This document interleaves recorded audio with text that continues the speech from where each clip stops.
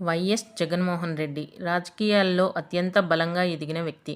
తనకు తానే సాటి, తనకు తానే పోటీ.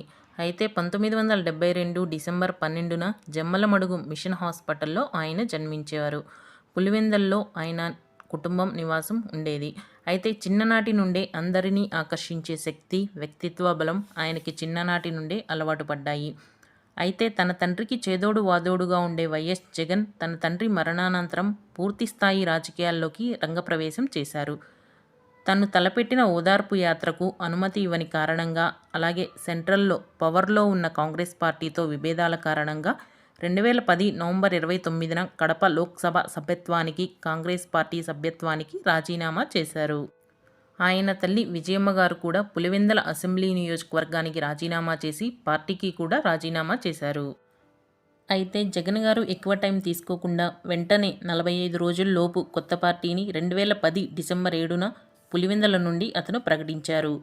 చెప్పినట్టుగానే 2011 మార్చి 11న తూర్పుగోదావరి జిల్లాలోని జగ్గంపేటలో యువజన శ్రామిక రైతు కాంగ్రెస్ పార్టీని స్థాపించాడు.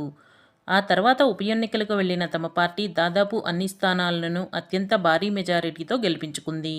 అలాగే జగన్ గారు కూడా 5,45,000 ఓట్ల మెజారిటీతో ఆధిక్యంతో గెలుపొందారు.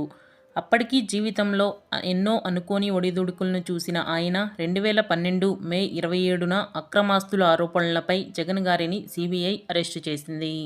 తన తండ్రి ముఖ్యమంత్రిగా ఉన్న సమయంలో తన తండ్రి కార్యాలయాన్ని ఉపయోగించుకొని అక్రమంగా ఆస్తులు కూడబెట్టారు అనే ఆరోపణలతో ఆయన పెట్టుబడులు పెట్టిన 58 కంపెనీలకు సిబిఐ, ఈడీ సమన్లు కూడా పంపాయి.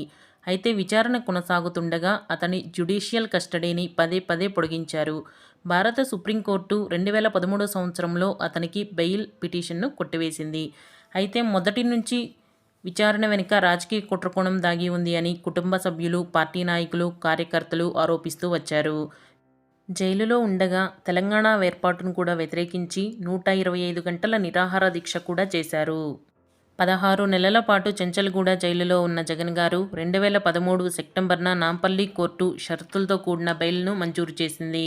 2014 సంవత్సరంలో సార్వత్రిక ఎన్నికలలో పోటీ చేసి అతి స్వల్ప ఓట్ల శాతంతో పరాజయం పొందారు. ప్రతిపక్ష నేత హోదాలో అసెంబ్లీకి అడుగుపెట్టారు.